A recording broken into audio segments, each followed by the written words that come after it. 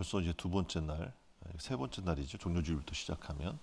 그래서 주님께서 이 땅에 오셔서 예루살렘에 입성하시면서 우리를 위해 자신을 대성물로 내어주시기 위해 오십니다.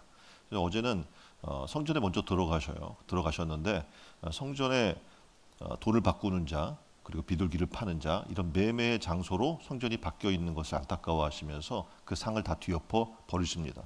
그리고 성전을 정결케 하시는 일들을 행하시죠. 그래서 주님께서 이 땅에 오신 이유는 바로 자신이 스스로 대속 제물이 되셔서 이제 우리가 직접 예수 그리스도의 이름을 통해서 지성소로 나아갈 수 있는 은혜를 허락해 주셨다라고 이야기를 하십니다. 그리고 이 성전을 내가 헐겠다라고 말씀하시면서 스스로가 다시 부활하셔서 우리에게 새로운 성전의 의미를 우리에게 부여해 주셨습니다. 다시 말해서 이제 우리가 예수 그리스도를 영접하면 우리는 어떻게 합니까? 주님 모신 새로운 성전이 된 줄 믿습니다. 그래서 성전이 된 우리는 이제 어떻게 살아야 되냐면 온전히 주님을 사랑하며 마음을 다하고 뜻을 다하고 성품을 다하고 목숨을 다해서 주 너의 하나님을 사랑하라고 말씀하신 것처럼 주님을 사랑하는 삶을 살아야 돼요.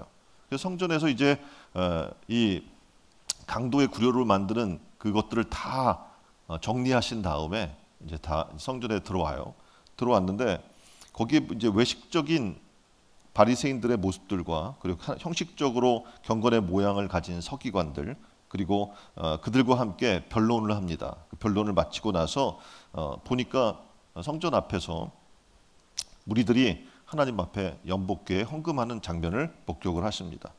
예루살렘 성전 안에는 그림에 보는 것처럼 뜰벽 쪽에 연복궤가 놓여 있습니다. 그래서 보면 이렇게 노쇠로 되어 있고요. 그리고 토입구에 나팔령 궤로 되어 있는 13개의 봉헌할 수 있는 연복궤가 있습니다. 9개는 성전세와 제물을 대신해서 바치는 대금을 넣는 곳이었고요. 4개는 성전의 수리와 장식을 위해 헌금을 하는 그런 곳이었습니다. 근데 여기에 예수님은 가난한 한 과부가 와서 정성된 마음으로 헌금을 드리는 모습을 보시죠. 그러니까 토렙돈을 드린 거예요. 근데 여기에다가 주님은 굉장히 큰 의미를 주시면서 이야기하는 거예요. 가난한 과부가 헌금을 드리는 모습을 보시자 제자들을 부릅니다. 그리고 그들에게 진지하게 이렇게 이야기를 해요. 내가 진실로 너희에게 이르노니 이 가난한 과부는 연복궤에 넣은 모든 사람보다 많이 넣었다라고 얘기를 하는 거예요. 그러니까 주님이 보면 다른 사람도 헌금 되잖아요. 부자들도 와서 헌금을 내고 다 헌금을 내는데 이 가난한 과부가 동전 두 닙을 드린 것을 그 누구보다 많이 드렸다라고 칭찬하시는 장면을 보게 되는 겁니다. 자, 두렙돈. 이 두렙돈은요, 얼마의 가치가 있을까요? 큰 돈이 아니에요. 신약 성경은 당시의 동전 이름이 굉장히 많이 등장을 하고 있는데 드라크마라고 들어보셨죠? 드라크마, 데나리온, 아사리온, 고드란트, 지금 오늘 나오는 렙돈이라고 하는, 그러니까 렙돈이 두 개예요. 그 두 렙돈이에요. 그래서 이렇게 등장을 하는데 이 렙돈은요, 지금 우리나라 돈 화폐로 단위로 한번 계산을 해보자고 한다면 한 데나리온이 노동자의 하루 품삯이에요. 자, 그렇다면 돈의 단위상 1데나리온은 64고드란트입니다. 자, 그럼 렙돈은 그 고드란트, 1고드란트의 절반이에요. 그러니까 두 렙돈이라고 이야기하면 1고드란트를 얘기하는 거예요. 자, 그러면 대략 하루 노동 시간을 8시간이라고 계산을 한다면 하루 노동으로 1데나리온, 64고드란트를 받는단 말이에요. 그럼 한 시간에 8고드란트를 받을 수 있다는 얘기입니다. 우리나라 이제 고용노동부에서 2024년에 적용한 최저임금을 시간급 9,860원으로 정했습니다. 아직 10,000원이 아닌데 9,860원으로 결정 고시했어요. 그러니까 1고드란트를 지금 이야기한다면 두 렙돈이니까 계산해 보면 약 1,232원인 거예요. 네, 그러니까 이 과부가 두 렙돈 드렸는데 얼마를 드린 거예요? 한 1,000원 정도를 드린 거예요. 그러니까 어떻게 보면 굉장히 적은 돈인 거죠.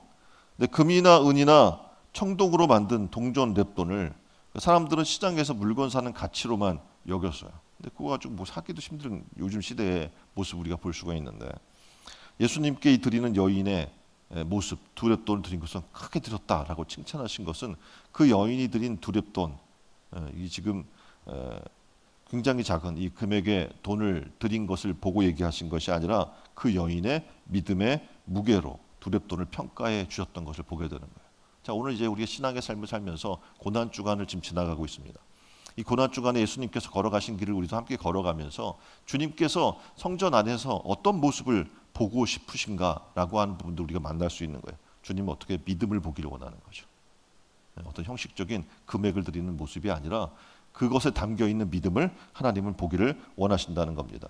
그래서 2024년 바라기는 우리가 주님께 이렇게 칭찬받을 수 있는 믿음의 무게가 됐으면 좋겠습니다. 그래서 그런 믿음의 모습으로 하나님 앞에 드릴 수 있는 그런 신앙인들이 다 되기를 주님의 이름으로 축원드립니다. 자, 첫 번째, 환경을 뛰어넘는 신앙의 표현이었어요. 이 과부가 드린 두렙돈이라고 하는 것은 환경을 뛰어넘는 신앙의 표현을 보여주신 거예요. 그래서 주님께서 보시고 칭찬하고 계시는 겁니다. 이 여인은 가난한 여인이에요. 당시 과부라고 하면 돈 벌 방법이 없어요. 네? 그러니까 지금 예수님 당시에는 로마의 압제하에 있었잖아요. 그러면 이제 수많은 사람들이 끌려가서 군대로도 끌려가고 뭐 해요. 그리고 남자들이 다 죽잖아요. 예, 그럼 이제 과부가 돼요. 예, 그러면 당시에는 여인들이 일할 수 있는 그런 일들이 많지 않았기 때문에 그러니까 어려운 거예요. 자녀도 있어요. 그러면 어떡합니까? 더 어려운 거겠죠. 삶이. 굉장히 어려워. 하루하루를 먹고 살기가 굉장히 어려운 상황에 처해 있는 한 여인을 우리에게 지금 보여주고 있는 겁니다. 의지할 사람도 없어요. 과부라고 하면 의지할 사람도 없는 것을 얘기합니다. 이 여인은 근데 놀랍게도 환경을 뛰어넘는, 분명히 변명할 수 있어요. 내가 먹고 살 수도 없어요.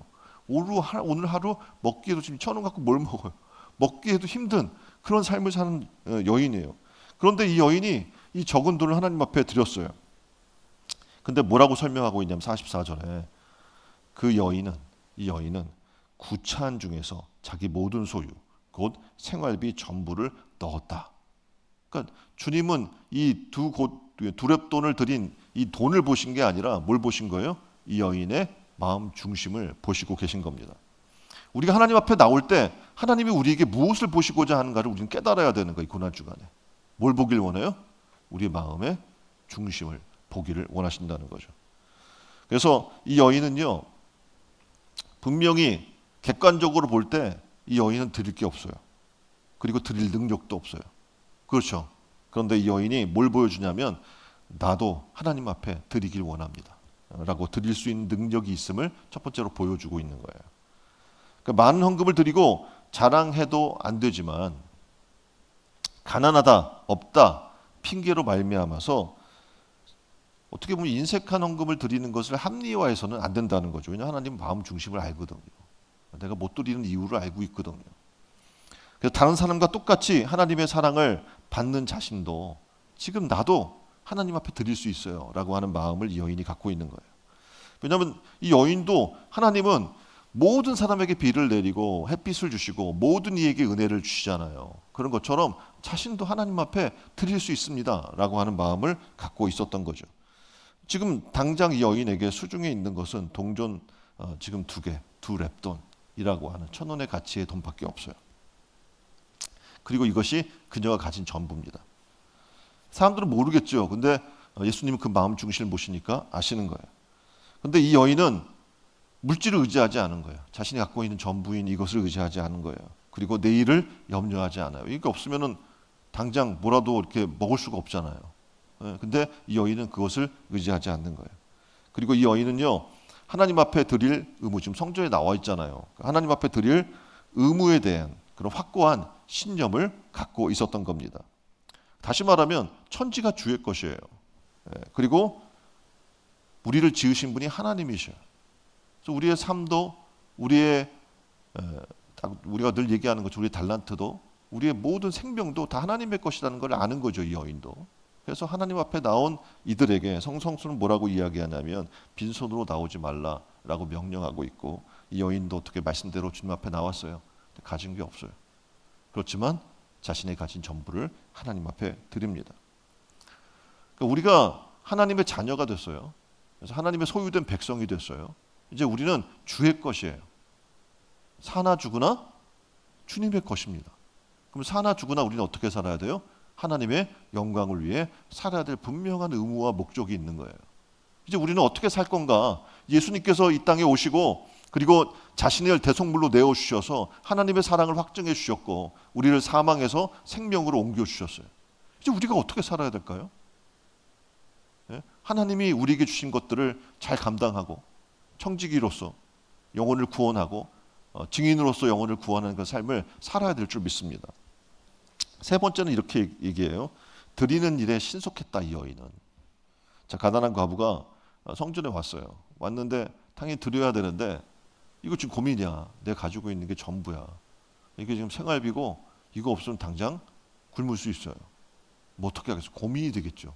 이걸 드려야 돼 말아야 돼. 랩돈이니까 하나만 랩돈 하나만 드릴 수도 있잖아요. 갈등했을 겁니다. 그런데 이 여인은 성전 앞에 와서 그리고 헌금기 앞에 와서 뭐 두리번거리거나 배회하거나 그렇지 않았다는 거예요. 그러니까 이 여인은 벌써 와서 신속하게 하나님 앞에 마음을 결정하고 전부를 드릴 것을 이미 각오했던 거예요. 성경에 보면 이제 아나니아와 삽비라라고 하는 사람이 등장을 합니다. 이들은 처음에 은혜 받았어요. 은혜 받아서 뭐 어떻게 생각했냐면, 야, 우리 재산을 팔아서 땅을 팔아서 하나님 앞에 드리자. 이거 우리가 지금 모든 게 다 하나님의 것인데 얼마나 감사하냐 하고 결정을 하고 드리기로 약속을 했어요. 그 집에 왔는데 보니까 팔고 나니까 걱정이 되는 거예요. 야, 이거 다 드리고 나면 우리 뭘 먹고 살지? 우리 뭘 입고 살지? 우리는 어떻게 할 거야 이제? 고민이 되니까 어떡합니까? 지금 여기 그림처럼 얘기하는 거예요. 아, 이거 다 드리면 우리는 어떻게 절반만 드리자 라고 밤에 생각이 바뀌어요. 그 베드로 앞에 와서 드리면서 뭐라고 얘기해요? 베드로가 물어봐. 이게 다냐? 예, 전부입니다. 그러니까 어떻게 보면 하나님을 속이고 하나님의 것을 하나님의 것이 되지 않게 하는 그런 마음을 갖게 되는 거죠. 그래서 이렇게 이야기해 베드로가 어찌하여 사탄이 내 마음에 가득하여 내가 성령을 속이고 땅값 얼마를 감추었느냐라고 정확하게 중심을 보면서 얘기해 주고 있는 거예요. 처음 마음은 좋았는데 밤새 마음이 바뀌는 거예요. 그래서 우리는 마음에 결정하면 즉시 해야 돼. 이거를 내일 해야지, 뭐 주일날 와서 들어야지. 고민하다가는 어떡합니까? 마음 바뀌는 거예요. 왜냐하면 여러분의 삶에 급한 일들이 있어요, 없어요? 그 사이에 생기는 거예요. 그럼 어떻게 할까요? 이걸로 메꾸고 시간이 되면 나중에 더 드려야지 이렇게 생각을 하게 되는 거예요. 그래서 마음을 먹었으면 즉시 해야 되는 거예요. 그렇지 않으면 어떡합니까? 아나니아와 삽비라처럼 밤새 우리 마음이 바뀔 수 있기 때문에 그래요. 그래서 이 과부는 놀랍게도 두랩돈을 하나님 앞에 드리는데 주저하지 않았다는 거예요. 우리의 신앙의 삶도 그래야 되는 거예요. 왜냐하면 오늘 우리가 마지막일 수 있다는 거예요. 오늘 이 시간이. 그럼 어떡합니까? 오늘 최선을 다해야 될 거 아닙니까? 그래서 하나님 앞에 신속히 드리는 모범을 이 여인은 우리에게 보여주고 있는 겁니다. 그녀는 가난했어요. 그리고 과부라고 하는 특수 상황에 처해 있던 환경적으로 굉장히 좋지 못한 그런 상황을 갖고 있었습니다. 그럼에도 불구하고 놀랍게도 이 여인은 어떻게 해요? 하나님을 의지했다는 거예요. 그리고 믿음으로 하나님 앞에 나갔던 것을 보게 돼요. 환경이 어려웠음에도 불구하고 그 환경을 어떻게 해요? 뛰어넘어서 하나님 앞에 전부를 드렸던 이 여인의 모습을 지금 주님은 고난주간을 걸어가면서 이 여인을 얘기하고 있는 거예요. 얼마나 할 얘기가 많겠습니까? 고난주간에. 그런데 이 여인이 주목받고 있는 거예요. 자, 우리의 신앙의 삶이 어떻게 돼야 될 건지, 어떤 삶을 살아야 될 건지 지금 성경은 말씀해 주고 있는 거예요. 그러니까 두 번째가 과부의 헌금을 통해 발견되는 하나님의 뜻이 있어요. 왜 이 이야기를 했을까 하나님이? 예수님께서 왜 이 고난의 그 정말 심각한 시간들을 걸어가시면서 왜 이 이야기를 했었을까? 가난한 과부가 바친 동전 2개를 두고 주님은 우리에게 교훈하십니다. 그 제자들을 불러서 제자들에게 보여주십니다. 이 가난한 과부의 헌금 행위를 통해서 우리에게 하나님이 기대하시는 것이 있다는 거죠. 그 첫 번째는 희생의 삶이에요. 하나님께 드리는 헌금은 금액이 문제가 아니라고 지금 이 여인을 통해서 보여주고 있는 거예요. 헌금한 사람의 마음가짐이라고 하는 것을 얘기해 주는 거예요. 그 여인은 주님보다 자신의 삶을 우선하기 원치 않았던 거예요. 그러니까 우리가 주님을 따른다는 것, 고난주간에 주님을 따른다는 것은 뭐냐면 주님을 첫 자리에 모시는 거거든요. 그러니까 주님이 나의 삶의 우선순위가 되는 거예요. 왜냐하면 내 생명의 주인이고 나의 삶의 주인이기 때문에 그렇습니다. 그래서 이 여인은 생활비 전부를 드렸다는 것은 뭐냐면 자기의 삶, 자기의 목숨을 다 드리는 그런 신앙의 삶을 보여준 거예요. 그러니까 나도 너희를 위해서 하나님의 사랑을 확증하기 위해서 십자가를 오를 거야. 십자가를 질 거야. 골고다에서 내 생명을 너희에게 줄 거야. 너희는 나를 위해 무엇 할 것이냐? 라는 걸 질문하는 거죠. 찬양에도 있잖아요.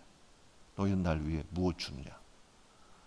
지금 그걸 지금 바라보고 있는데 이 여인이 와서 그 전부를 드리는 모습을 보여준 거죠. 바로 희생이 있는 신앙의 삶을 얘기하는 거죠. 십자가는 희생입니다. 우리가 십자가 아까도 지금 찬양했잖아요. 근데 그 십자가 보고 오늘 우리 눈이 밝아지는 것은 뭐냐면 주님의 사랑을 발견하는 거죠. 어떤 사랑이요? 자신의 전부를 준 희생의 사랑을 우리는 발견하는 겁니다. 주님께서 그렇게 걸어가시고 주실 것이기 때문에 이 여인을 통해 우리에게 말씀하는 거예요. 이 여인이 지금 그렇게 하고 있다. 전부를 내게 주고 있다. 라고 하는 것을 얘기하는 거예요. 자, 두 번째는 뭐냐면 이것을 할 수 있는 것, 희생의 삶을 따라갈 수 있다는 것은 온전히 주님을 의지하지 않고는 불가능한 거죠. 그렇겠죠. 온전히 주님을 의지하지 않는다면 어떻게 희생할 수 있겠어요. 그러니까 대다수가 신앙의 삶을 살면서 11조의 문제에 부딪히는 이유 중에 하나가 뭐냐면 자기의 삶과 연결돼요. 그거 없으면 내가 어려워질 텐데, 내 생활 계획이 무너질 텐데, 또 힘든데? 라고 한 수많은 생각들을 하는 거죠. 근데 우리는 독생자 예수 그리스도를 보내주시면서 그분을 통해 우리에게 주신 게 뭐냐면 생명이에요. 그렇죠? 예수 그리스도를 통해서 우리에게 생명을 주셨어요. 사망이 아니라 영원한 멸망이 아니라 영원한 생명을 주셨어요. 그리고 어떻게 해요? 우리를 그 피값으로 구속하셔서 하나님의 자녀를 삼아 주셨어요. 그래서 요한복음 1장 12절에 뭐라고 이야기해요? 영접하는 자, 곧 그 이름을 믿는 자들에게는 뭐가 됐다? 하나님의 자녀가 되는 권세를 주셨다고 얘기하는 겁니다. 자, 하나님의 자녀예요, 우리는. 그럼 어떻게 해야 돼요? 믿어야죠, 아버지 하나님을. 우리가 무엇을 먹을까, 입을까, 마실까 염려하는 삶을 살면 돼요, 안 돼요? 안 돼요. 그건 이방인들의 것이고 우리는 온 우주 만물을 지으신 하나님이 나의 아버지가 된 거예요. 그렇다면 이제 우리는 어떻게 합니까? 온전히 하나님을 의지하는 삶을 살아야 되지 않겠습니까? 아까 보여드렸던 아나니아와 삽비라 부부는요, 온전히 하나님을 의지하지 못했던 거예요. 왜냐하면 드리려고 밤에 생각하니까 이거 없으면 못 살 것 같아. 하나님 100% 의지하지 못한 거죠. 그래서 절반을 떼어버린 거죠. 이방인의 염려도 그런 겁니다. 오늘 무엇을 먹을까, 입을까, 마실까, 그게 삶의 중심이 되어버리고 삶을 이끄는 어떤 중요한 중심이 돼버리니까 어떻게 해요? 자신의 삶을 온전히 맡길 수가 없어요. 우리가 이방인에서 주님의 자녀로 거듭난다는 것은 바로 이런 것부터 시작이 되는 거예요. 어떻게 내 삶을 하나님 앞에 맡길 것인가? 온전히 정말 맡길 건가? 아니면 내 스스로 내 삶을 책임지면서 오늘도 무엇을 먹을까, 입을까, 마실까 염려하며 살 것인가? 많은 사람이 그림처럼 어제도 보여드렸던 그림인데 한 발은 세상에, 그리고 한 발은 하나님께 걸치고 살아나간 사람이 너무 많은 거예요. 우리가 이제 주님이 십자가 지며 걸어가는 이 고난의 주간에 우리가 바라봐야 될 것은 주님이에요. 주님께서 나를 위해 자기의 목숨을 던져서 우리를 어떻게 구원해 주셨다는 거예요. 그리고 우리를 주님의 자녀 삼아 주시고 하나님의 놀라운 기업 부를 자로 우리를 삼아 주셨다는 겁니다. 그렇다면 이제 어떻게 됩니까? 이 여인처럼 전폭적으로 하나님을 의지하는 삶이 필요한 거예요. 제자들에게 보여주는 거예요. 너희는 그럴 수 있니? 저 여인처럼 전폭적으로 나를 의지하고 따라올 수 있니? 라고 지금 질문하시는 거예요. 여러분 그럴 수 있어요? 전폭적으로 하나님을 의지할 수 있습니까? 정말 주님이 나의 생명을 구했다고 생각한다면, 주님 피값으로 날 샀다고 생각한다면 나는 주의 것이에요. 그럼 주 뜻대로 이제 전폭적으로 살아야 될 거 아닙니까? 그래서 지금 하나님이 원하시는 건 뭐냐면 온 마음을 드리기를 원한다는 거예요. 세 번째로 온 마음을 드리기를 원해요. 성경은 이렇게 해요. 사랑을 얘기하면서 이제 사랑이 핵심적인 주제가 돼버렸어요. 우리 삶에. 하나님을 사랑하래요. 어떻게? 따라서 합니다. 마음을 다하여, 뜻을 다하여, 온 우리의 목숨을 다하여. 뭘 다해서? 목숨을 다하여. 주 너의 하나님을 사랑하라고 이야기를 하고 있는 거예요. 하나님은 그렇게 사랑해야 되는 거예요. 하나님은 그냥 내가 기회 있을 때, 시간 날 때, 여유 있을 때 사랑하는 게 아니고 어떻게 해요? 나의 온 마음을 다해서, 마음의 일부를 들여서 하나님을 사랑하는 게 아니고 나의 마음 전부를 다해서 하나님을 사랑하라는 거예요. 성도의 의무는 온 마음을 다해서 하나님을 섬기고 사랑하는 겁니다. 마음을 드린다는 것은요, 전 인격을 드린다는 거예요. 그래서 마태복음 5장 48절에 이렇게 이야기해요. 하늘의 아버지께서 온전하신 것처럼 너희도 온전하라 라고 지금 이야기를 하고 있는 겁니다. 그러니까 온전하신 하나님께서 바라는 건 뭐예요? 우리의 온전한 마음이에요. 마음의 일부분을 드리는 게 아니라 내 마음 전부를 받기를 원하신다는 거예요.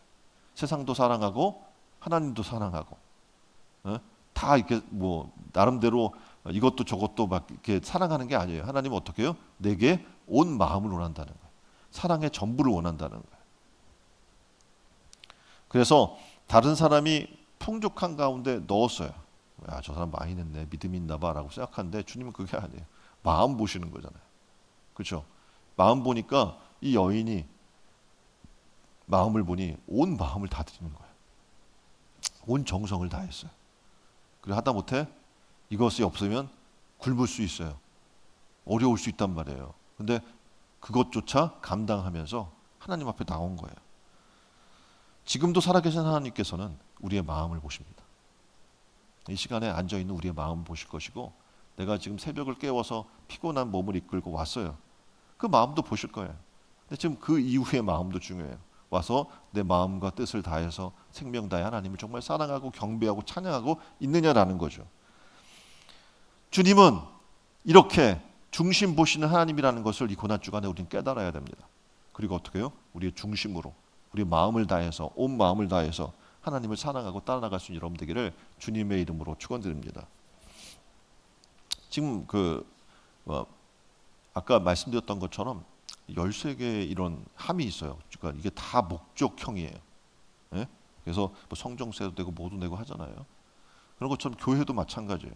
교회도 여러분이 아는 것처럼 이게 무슨 우리가 생산성 세상에서 이야기하는 것처럼 우리가 돈을 벌고 그렇게 해서 교회가 운영되는 게 아니지 않습니까? 그러니까 우리의 마음을 통해서 이 교회가 운영이 되는 거예요. 우리는 지금 입당을 했습니다. 그러니까 하나님의 은혜로 우리는 뭐 그렇게 많이 드리지도 못하고 연약한 존재인데 하나님이 성전을 건축해 주셨어요. 그런데 이 성전이 지금 3년 차를 맞이합니다. 교회에서는 성전을 이제 봉헌해야 되잖아요. 네? 지금 우리가 좀 빚으로 세워진 거기 때문에 봉헌을 해야 돼요. 그러면 어떻게 합니까? 프로젝트를 지내요. 우리가 지금 1,400만 원을 드리는 걸 우리가 해서 천사 운동도 하고 있고 1억 프로젝트도 하고 있고 요셉의 창고도 하고 있고 이런 것들을 해요. 이게 남의 일이라고 생각하면 안 되는 거예요. 우리는 이 성전의 뭐예요? 지체예요. 그렇죠? 지체면 어떻게 누가 해야 돼요? 우리가 해야 되는 거예요. 그래서 비록 우리는 보리떡 바친 소년처럼 없어요. 내가 먹을 것밖에. 여기 뭐 그렇게 뭐 풍요하고 그런 사람들은 없어요. 보리떡 바친 소년 같아 우리는. 이 과부의 도리돈을 가진 것처럼 어려운 사람들 되게 많아 우리 교회는. 그래서 물질적인 얘기를 거의 안 해요. 왜냐하면 어렵기 때문에 사람들이. 그런데 오늘 지금 이 고난주간을 걸어가면서 십자가를 향해 걸어가신 주님께서 우리에게 왜 이 이야기를 하는가? 우리의 신앙과 결부되어 있기 때문에 그렇습니다. 우리의 마음을 보신다는 거죠. 하나님이. 나는 없어요. 그렇지 않다는 거예요. 이 여인처럼. 내가 하나님이 나를 사랑하셨고 내게 생명 주셨는데 청지기로 내가 드릴 게 이것밖에 없지만 이거 드립니다 라고 하는 거예요. 보리떡 바친 소년이 다 그냥 침묵하고 있어요. 자기 도시락 안 갖고 갔겠어요? 자기 먹을 거 없겠어요? 다 침묵하고 있어요. 어른들이 다. 한 소년이 자기가 가져온 물고기 2마리와 보리떡 5개를 주님 앞에 내려놓는 거예요. 주님 여기 있습니다. 그걸 통해서 어떻게 해요? 모두가 먹고 어떻게 해요? 남는 그런 은혜가 일어나게 되는 거예요. 그게 성경에서 이야기한 하나님의 은혜인 거예요. 오늘 고난주간 두렵돈 들인 과부의 모습을 통해서 우리의 모습을 되돌아보기를 원합니다. 한 발은 세상에 그리고 다른 발은 하나님께 걸치고 살아나가는 우리의 모습이 회개되어야 될 줄 믿습니다. 아나니와 삽비라 부부처럼 온전하지 못한 우리의 모습을 회개해야 될 줄 믿습니다. 그리고 온전하신 하나님께 우리의 온전한 마음을 드리기를 원합니다. 그리고 고난주간에 우리 작정했으면 좋겠어요. 고린도후서 9장 7절의 말씀에 이렇게 얘기해요. 각각 그 마음에 정한 대로 할 것이요 인색함으로나 억지로 하지 말지니 하나님은 즐겨내는 자를 사랑하시느니라. 아멘. 톨스토이 아시죠? 톨스토이가 부모 다음으로 그의 삶에 영향을 준 분이 있었어요. 먼 친척 아지마뻘이었는데 타치아나라고 하는 여인입니다. 타치아나를 그가 아주머니라고 불렀는데 어머니가 돌아가시니까 아버지가 이 여인에게 자기하고 결혼하게 달라고, 그리고 자기 자녀들이 있는데 자기가 먼저 떠나게 되면 책임져 좀 주면 안 되겠냐고 얘기했는데, 이 여인이 첫 번째는 내가 들어줄 수 없지만 다섯 아이는 내가 책임지겠습니다라고 얘기했어요. 그래서 이 아버지도, 어머니 돌아가시고 이제 아버지 돌아가시게 된 거예요. 근데 아버지가 죽은 후에 자신이 약속한 대로 고아가 된 다섯 남매를 자기 자식처럼 키워준 거예요. 이거 힘든 일인 거잖아요. 뭐 고모나 이모도 아니고 그냥 아는 아줌마야. 그런데 그렇게 해준 거예요. 보살폈고 아이들도 잘 따랐습니다. 톨스토이는 네 형제 중에 막내였는데, 톨스토이가 세상을 떠나기 전 4년 전에 1906년에 발표한 어린 시절의 추억이라는 글에서 이 타치아나 아주머니로부터 받은 영향을 이렇게 얘기합니다. 첫째, 나는 유년 시절에 그녀는 나에게 사랑의 정신적 즐거움을 가르쳐 주었습니다. 그녀는 그것을 나에게 말로 가르친 게 아니라 자신의 존재 전부로 나에게 사랑을 감염시켰습니다. 굉장한 거죠. 그 삶을 통해 사랑을 보여준 거예요. 두 번째 영향은 그녀가 나에게 아둥바둥하지 않고 고독한 삶의 아름다움을, 혼자 살지만, 그리고 이 다섯 아이를, 내 아이도 아닌 애들을 키우지만 그것의 아름다움을 가르쳐 준 거예요. 그러니까 어떻게 보면 되게 좋은 영향을 받은 거죠. 그리고 그녀 타치아나 아주머니는 자기 방에 여러 가지 그릇 속에 단 것, 말린 무화과, 당밀과자, 대추야자 등등을 담아 두기를 좋아했습니다. 그 장성했어요. 장성하게도 같이 살았는데, 그래서 이제 나이가 들었으니까 이 아주머니도 톨스토이에게 얘기한 거예요. 그거 좀 사게 돈 좀 주면 안 되겠니? 이렇게 몇 번이나 요청을 했어요. 근데 달랄 때마다 이 톨스토이가 거절을 한 거예요. 그리고 그녀에게 주지 않았던 것. 그럴 때마다 그녀가 슬프가 한숨을 토하며 말이 없었던 것을 나는 잊을 수 없으며 양심의 가책을 갖고 있습니다. 정말이지 난 돈에 인색한 사람이었습니다. 타치아나 아주머니가 자기에게 단 것을 살 돈을 달라고 한 것은 아주머니 자신이 먹기 위해서라기보다는 오히려 톨스토이 자신을 대접하기 위했던 것을 알았는데, 그것을 거절했던 것을 기억할 때마다 양심의 가책을 느낍니다. 그리고 그 글에서 이렇게 얘기해요. 그립고 그리운 아주머니, 나를 용서해 주십시오.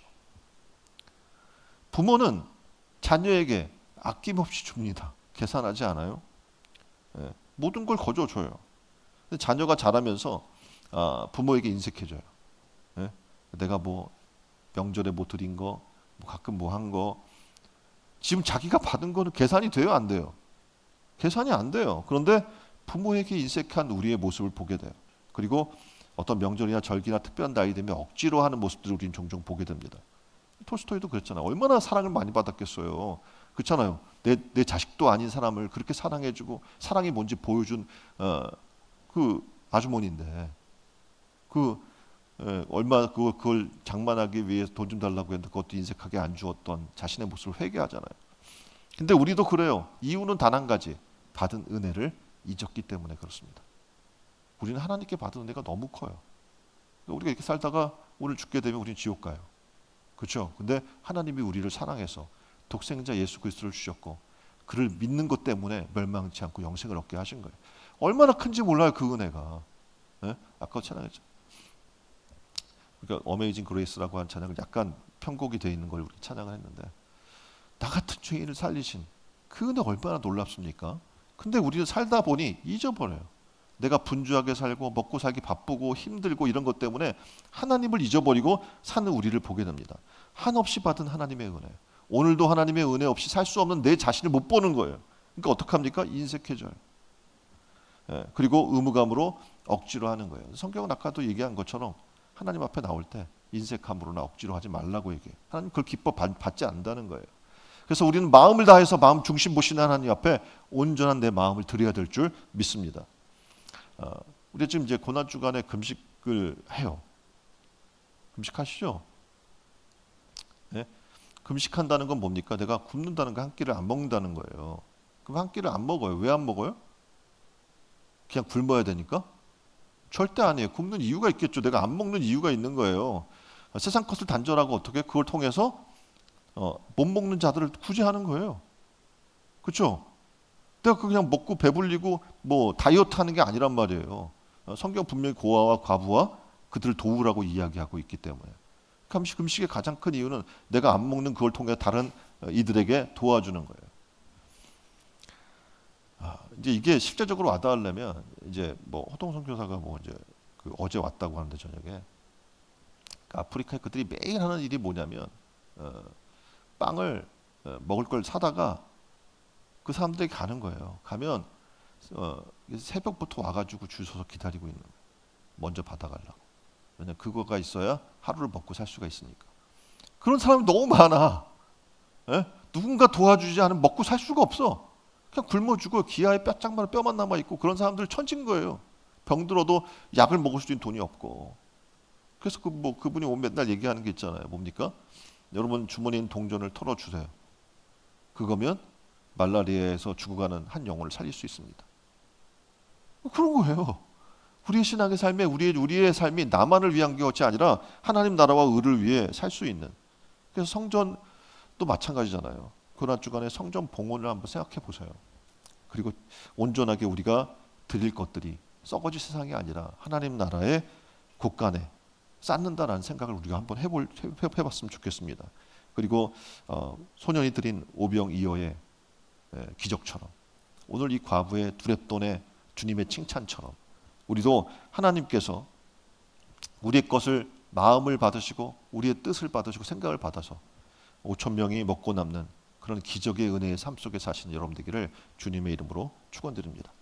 이 시간 함께 기도했으면 좋겠어요. 하나님, 오늘 우리가 지금 이 과부의 두렙돈을 바라보면서 칭찬했던 그 모습을 보면서 우리의 마음이 어떤가? 하나님, 우리의 마음 전부를 드리기를 원해요. 온전히 하나님을 기쁘시게 해드렸으면 좋겠어요. 온전하신 하나님 앞에 온전한 모습으로 나아가기를 원해요. 아나니와 삽비라처럼 부분적인 것이 아니라 전부를 하나님께 드리기를 원합니다. 하나님의 은혜를 우리가 잊지 않고 기억하기를 원합니다. 그리고 그 안에 은혜 안에 나가기를 원합니다. 이 고난 주간 철저히 온전히 우리 전부를 내어주신 주님처럼 우리도 온전한 마음으로 주님 앞에 나가게 해달라고 다 같이 한 목소리로 기도하겠습니다.